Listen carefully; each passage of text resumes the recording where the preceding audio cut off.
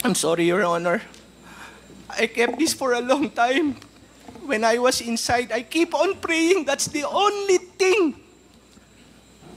that kept me alive aside from my family support and my relatives and friends. Pero hindi lahat ng tao makukulong kaya. Hindi lahat kaya. Captain Albotra, remember, you are under oath. Yes, Mr. Chair. At kung sakasakali na may kinalaman ka at involved ka sa grupong ito, aminin mo na. Kasi darating ang panahon, hahabulin ka ng pagkakataon, maniwala ka sa amin. Marami na kami napatunayan sa kongresong ito. Being a resource person and who happens to be the suspect on the killing of Mayor Cesar Perez, and you were jailed for 7 months. Yes, Your Honor. And now you are released. Yes, Your Honor. Na-release ka on bail. On bail po. So, na-release ka. So, Yes, Your Honor. meaning, ba't ka na-release? Mahina kaso or what? We filed a petition for bail and it was approved. Okay, siguro, let's start from the start siguro. So, since you are under oath at wala pa kaming nakukuwang affidavit mo na pirmado, so you tell your story and narrate to this committee your side of the story. Go ahead. Ako po si Norvin Lantigan Tamisin, naging konsyal po ng Bayan ng Los Baños for 12 years, independent, 2013 and 16 po, nahalal bilang independent at #1 councilor po ng aming bayan. Natapos po ang aking termo ng 2019, June 30, at ako po ay isang human resource practitioner at isang professor po. So bumalik po ako sa pribadong buhay. Noong December 3, ako po ay nasa garden ng aking kaibigan dahil mahilig po akong mag-alaga ng bonsai. Nagtitinda rin po sa pamamagitan ng pagtuturo ng kaibigan ko si Mr. Emmanuel Mapili. Mula po alas 5 hanggang madaling araw ay nandun po kami. Nakipagkwentuhan at nakauwi na po ng pasado alas 2. Nagulat na lang po ako, nalaman ko na pinatay daw po si Mayor Perez.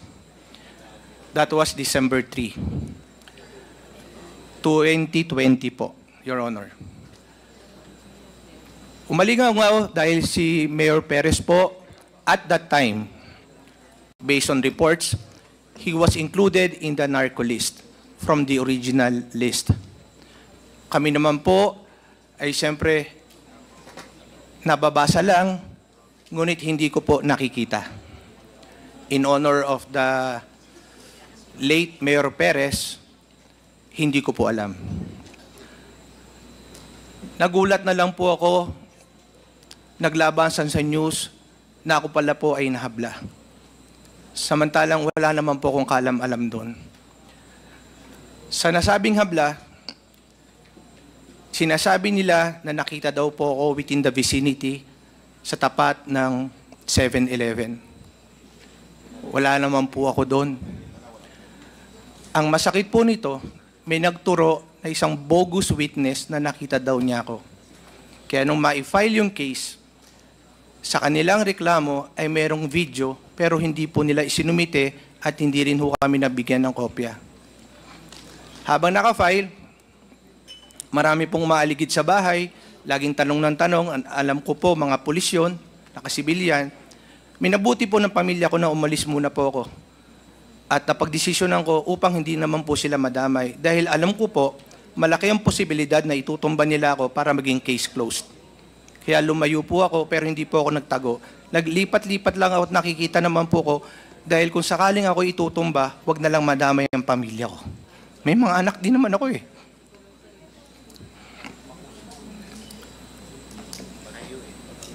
Nagulat ako, nahuling nila ako sa Baguio, pero hindi po ako nagtago.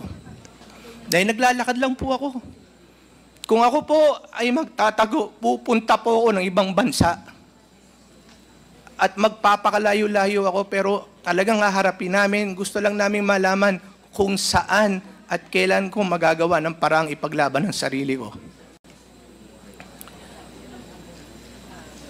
Nung ako po'y nahuli, naghihiring na nailabas yung video na kumakalat ho sa mga Facebook, sa mga messengers. Nagulat kami. Wala naman ako sa video. Kung nailabas lang po yun ng mga pulis na siyang gumawa ang Task Force Perez, ang PNP Los Baños at that time, kung nilabas lang nila, hindi sana kami makakasuhan. Ang sinasabi nila, wala daw video na pwedeng pagkakilanlan ng salarin. Pero kung makikita mo, meron po. Meron. Sinama nila si Ginoong Glenn Arrieta na LCR head na galing ng civil service. I don't know the person personally. Sinasabi nila pinapaling daw ang video, kaya walang makita. Pero bakit meron?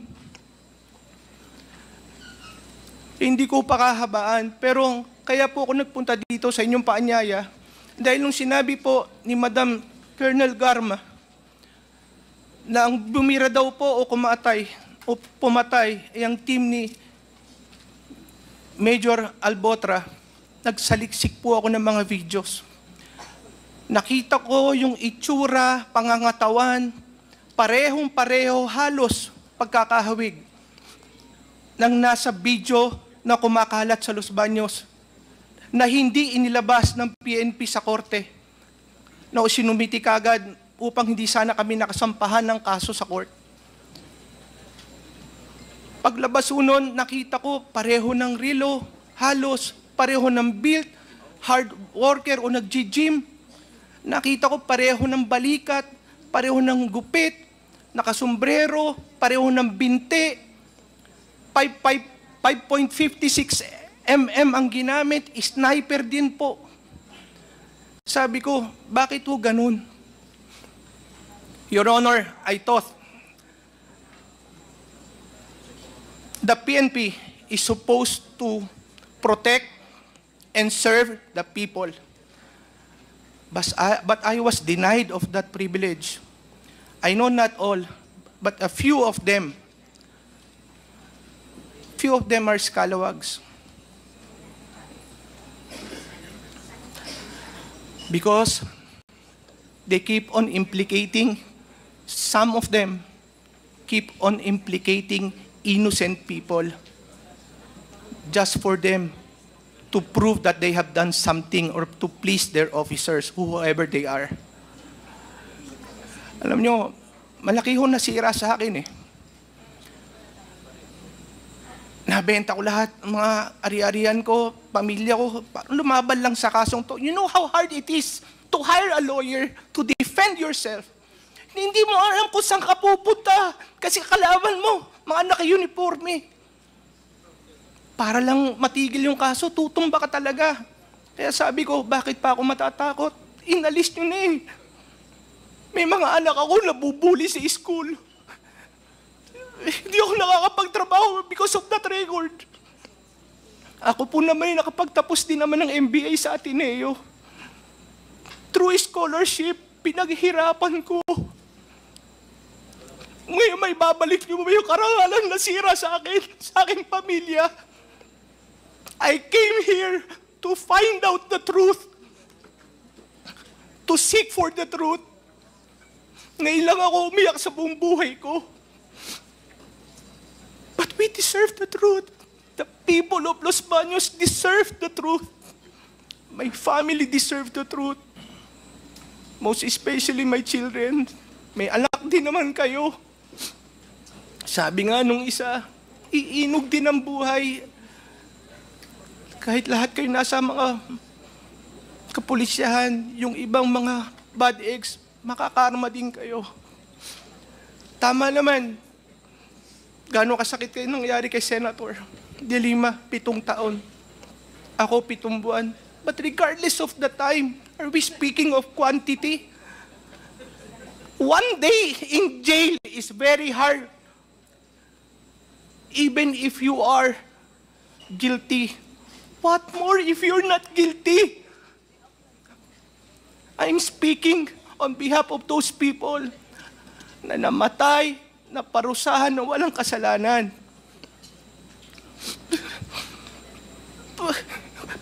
Kung ikamamatay ko, itatanggapin ko kaysa naman sirang-sira pangalan ko. I'm sorry, Your Honor. I kept this for a long time. When I was inside, I keep on praying. That's the only thing that kept me alive aside from my family support and my relatives and friends. Pero hindi lahat ng tao makukulong kaya. Hindi lahat kaya. At hindi lahat may babalik ang ginawa nila. Your Honor, I can take things personally, regardless of how I feel. I always wanted to do the right thing. For 12 years, I have no record of corruption. I have no record of being an abusive public servant. Yes, I filed cases against those corrupt and abusive public officials because that is the mandate. Aside from being legal, it is a moral obligation on my part. When they're trying to set up a casino, I expose and try to stop it. When they're dumping the garbage at the creek of Makiling Forest Reserve, wherein the licit will go directly sa lawa ng lalawigan ng Laguna at mamamatay ang mga isda at yaman dagat, I expose and filed the necessary cases. When they're cutting the when they cut the 29 trees in Jamboree, Los Baños, I tried to stop it because they're about to cut 602 more trees. Your Honor, if this is what I deserve for fighting for what is right, and then so be it. But I'm not a killer. Even in my mind, I don't think of it. Hindi ko po yan magagawa. Wala po yan sa pagkatao ko, sa pamilya ko, sa lahi ko. Yes, I file cases, but I don't kill people. That's why I would like to take this opportunity, Your Honor. I did not kill him. I have no idea why my name was implicated in this case. As a matter of fact, even if I have reasons or compelling reasons, still I will not do it. Hindi ko po gagawin yan. Because I believe in the rule of law. Kaya nga po ako naghahable eh. Lahat po nagkakamali, pinipilit kong itama. Kung ayaw po, nakontra ako. Pag ayaw, I seek the help of the court, especially ombudsman, so that they will be the one to decide. And at the time when Mayor Perez was killed, I'm no longer a politician or public servant at that time.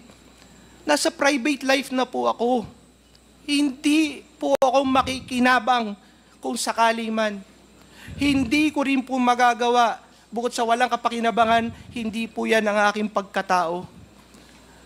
Kilala po ako ni Sir Dan, nanungkulan po yan sa Laguna. Nangahabla lang po ako. Pero hindi po ako napatay. Thank you, Your Honor. Okay, maraming salamat, Mr. Chair. No? The only, I think, the crime or sin that you have committed is you're fighting against the mayor during that time. Because being the vice governor of the province of Laguna during that time, I know this fellow, Mr. Chairman. And si Mayor Perez was also a board member during that time da kami magkasama. Ako po ang vice governor nila. At we have talked about you, how you fought the administration of Mayor Perez then. But it was a fight that is natural on a democratic form of our government. And I was shocked to find out that you were involved during that time that I was the mayor of the city of Santa Rosa already. And you were implicated.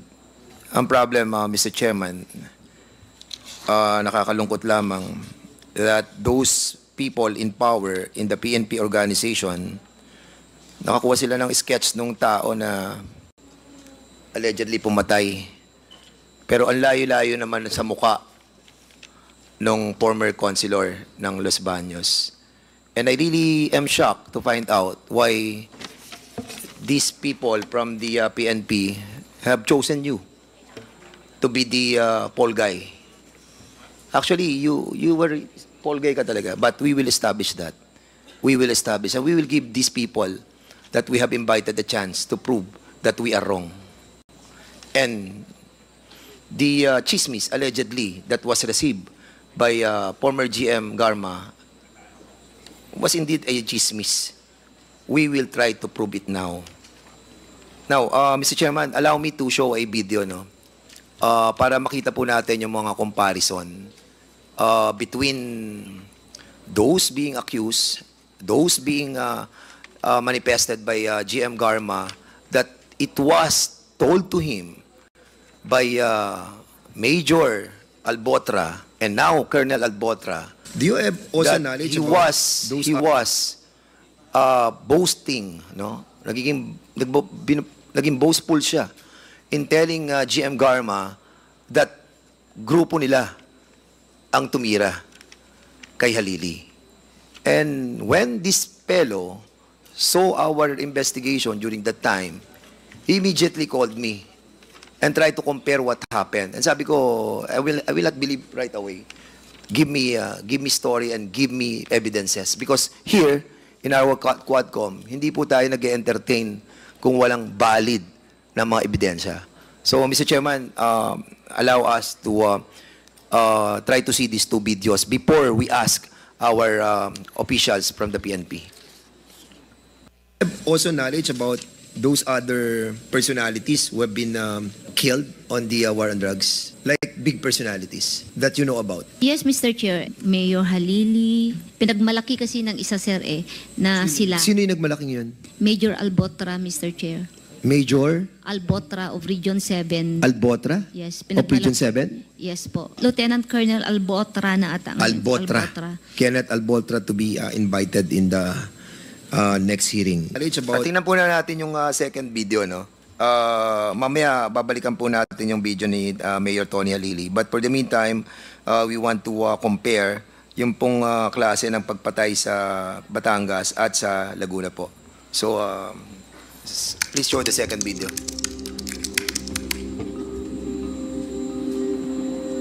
Politika ang nakikitang anggulo sa pagpatay sa alkalde rin ng Los Baños, Laguna na si Cesar Perez. Si Perez kabilang sa narco-list ni Pangulong Duterte noong nakaraang taon. Matatandaan kasama si Mayor Perez sa narco-list ni Pangulong Rodrigo Duterte. Itinanggi ito ni Perez at sinabing pamumulitika at paniniralang ng kanyang mga kalaban ang pagkakasangkot umano niya sa iligal na droga.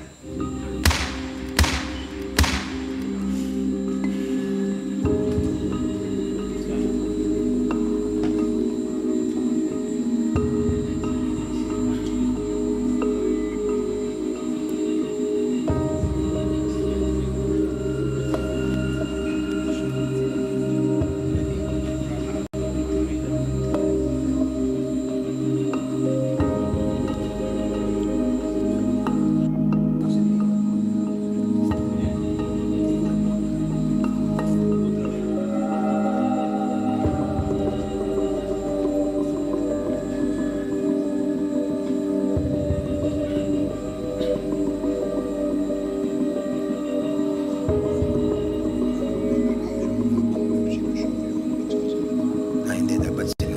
Sige.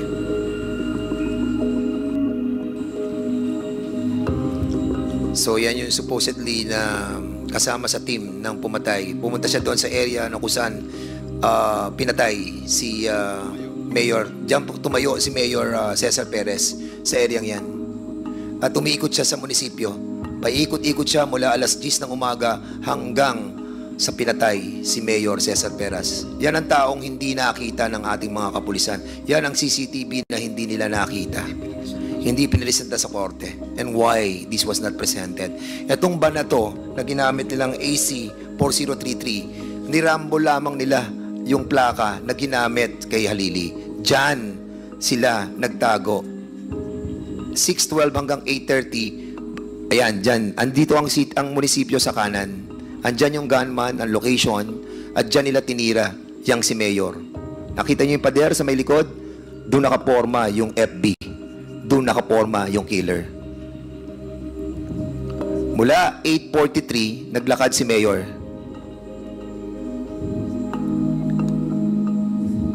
Pumunta siya doon sa pinuntahan noong naka-blue na sapatos at yung malaki ang katawan at makinis ang kanyang buhok. Ayan ang mayor namin, si Cesar Perez. Dumiretso siya doon, bumalik siya dahil may tumawag sa kanya. Most likely, ang tumawag sa kanya ay grupo din nila.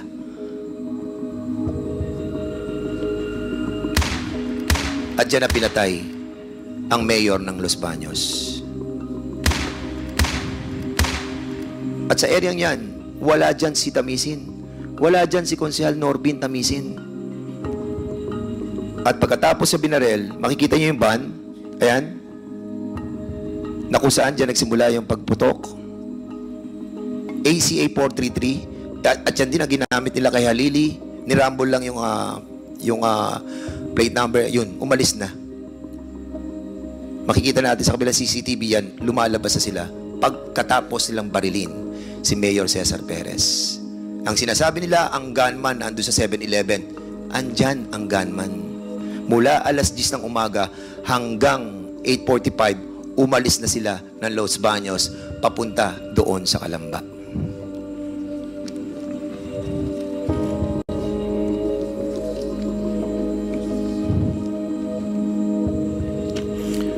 Alright. Okay. So we have invited, Mr. Chairman, also the mga PNP sa Los Baños. Yung ating pong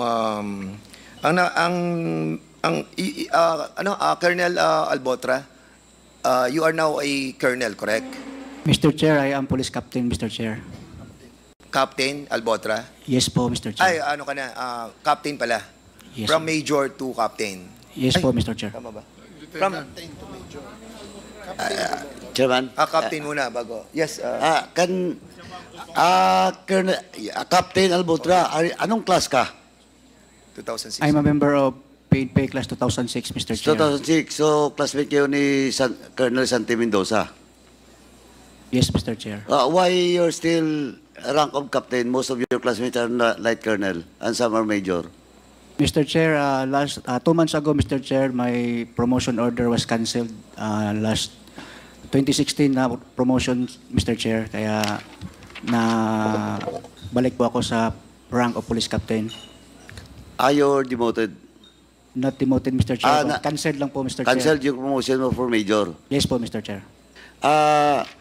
Miss Garma, is the guy, Captain Albotra, is the person that you mentioned?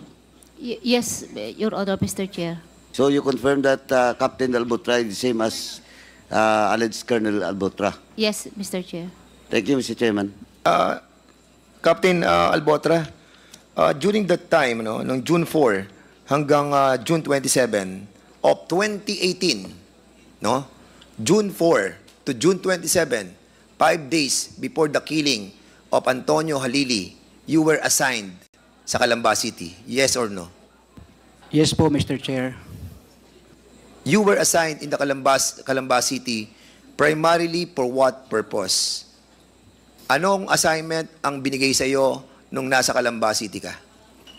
Mr. Chair, last June 14, 2018, I was issued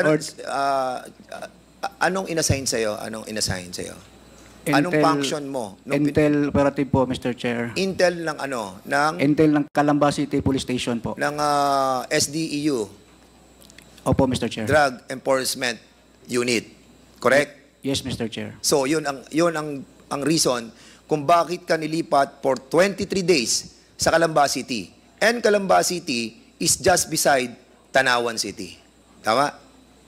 I have no idea, Mr. Chair. Okay. So, sa loob ng 23 araw na you were assigned in Calamba City as intel of the Drug Enforcement Unit, anong ginawa mo sa loob ng 23 days that you were assigned in that city? Mr. Chair, I have submitted the affidavit, Mr. Chair. Yes, we have received your affidavit. Nakalagay po doon, Mr. Chair, yung mga araw po ng timeline po at saka yung mga activities ko po doon, Mr. Chair. I got your affidavit. But what I'm asking you is, anong ginawa mo bilang ikaw ay intel ng DEU sa Calamba City? Anong work ang ginawa mo during that time? Mr. Chair, nagtrabaho po ako bilang intel and SDEO ng Calamba City Police Station for only 6 days, Mr. Chair, because our order was nullified then, Mr. Chair. Hindi yun ang tinatanong ko. Ano? You were designated June 4. June Tama? 14 po, Mr. Chair. Ha? June 14, Mr. Chair. Andito sa affidavit mo. On June 4, 2018, I was issued SO number 7750 for reassignment from Region 7 to Region 4, Calabarzon. Yes, Mr. Chair, that's the special order, Mr. Chair. Special from order. Yes po, Mr. Chair. So ngayon, lumipad ka na doon.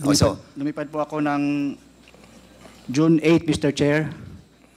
I think that was Friday. Yeah, oo. And then, It doesn't matter na sa akin yun eh. Ang tinatanong ko sa iyo, anong ginawa mo nung panahon na sinasabi mo dito from June 14, na nakuha mo yung order mo, sinasabi mo, tapos umalis ka na doon ng June 27, nung ikaw binalik na sa Region 7, anong ginawa mo sa area?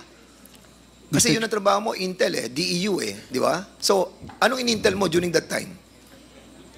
I only work as intel, Mr. Chair, for only 6 days, Mr. Chair, kasi nalified nga po. Okay, yung order correct. namin. Opo. Sa 6 days, anong ginawa mo? Nagtrabaho po ako, Mr. Chair. Anong tinrabaho mo? Yung mga po, Mr. Chair, flagship programs po ng PNP. Ng ano?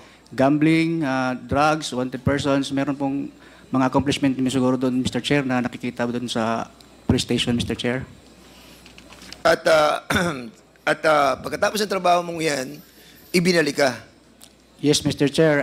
I remember then RD, Brigadier General Ted Caranza, called us to report to his office and inform us that we will be relieved out of Proper A. So that was very unexpected, Mr. Chair. So after a day or two, nag-back up na po ako, Mr. Chair, at lumipad pabalik ng Cebu, Mr. Chair. At sinasabi mo dito sa affidavit mo, after na babalik ka sa Cebu, nag-courtesy call ka ng July 2, no? Kay Colonel Garma. Mr. Chair, I remember, Mr. Chair, that was Monday. Yun po ay assumption ng Office ni Ma'am Garma. Kaya pumunta po ako doon. Ngunit hindi po kami nakapag-usap kasi marami pong tao at saka pagkatapos po ng assumption niya, diretso po sila sa conference room, Mr. Chair. Okay, and during that time, July 2, dito pinatay si Tony Halili. At ang sinasabi mo, naandun ka sa assumption ni Colonel Garma. Colonel Garma, can you kindly confirm to us, nung July 2, na kung saan dito pinatay si Tony Halili, were you able to meet si Captain Albotra? Mr. Chair, hindi ko na maalala sa dami po ng mga officers during that time. Okay. At dito sa kanyang affidavit, sinasabi niya dito, noong July 3 to 4, nag-courtesy call siya sa CCPO. Ikaw yon. And July 5, 2018, nag-issue ng order para dalhin siya doon sa traffic patrol group. Na-sign mo. So, kailan mo siya nakausap? So, most likely, Mr. Chair, after the turnover po ng command when I assumed as city director. So, most likely, that's before July 5 when the order was issued to him as in charge of the assigned sa traffic group. At doon mo siya nakausap about doon sa pagiging boastful niya sa nangyari kay Halili? Yes, Mr. Chair, kasi may PDS po kasi yan na pinakita sa akin. So nakikita ko yung kung saan ang mga assignment. So nagtanong ako saan siya galing. So very comfortable naman po siya na nagkwento na galing siya sa Region 4A at nakwento po niya sa akin yung operation. At yun ang sinabi niya? Yes, Mayor Halili. Anong pagkakasabi niya, GM? He is part of the said operation. Hindi naman niya sinabi siya ang bumaril or something, but the fact na sinabi niya he is part, I assume na merong Kinalaman. trabaho. Yes, sir. And mga ganyan kasing trabaho, compartmentalize po yung work. So, hindi na rin po ako masyadong nagtanong. Asang alam ko lang, nakwento niya, sharpshooter po yung bumarel. So,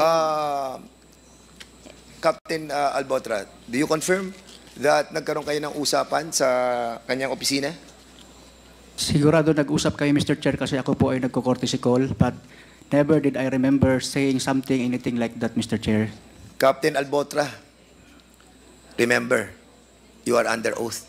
Yes, Mr. Chair. At kung sakasakali na may kinalaman ka at involved ka sa grupong ito, aminin mo na. Kasi darating ang panahon, hahabulin ka ng pagkakataon, maniwala ka sa amin. Marami na kami napatunayan sa kongresong ito. Marami na kaming napatunayan noong paman. Hahabulin ka namin kung talagang involved ka. Maniwala ka sa amin. Can I say something, Mr. Chair? Go ahead. Mr. Chair, my conscience is very clear. I have not involved in any way to the killing of Mayor Halili, Mr. Chair.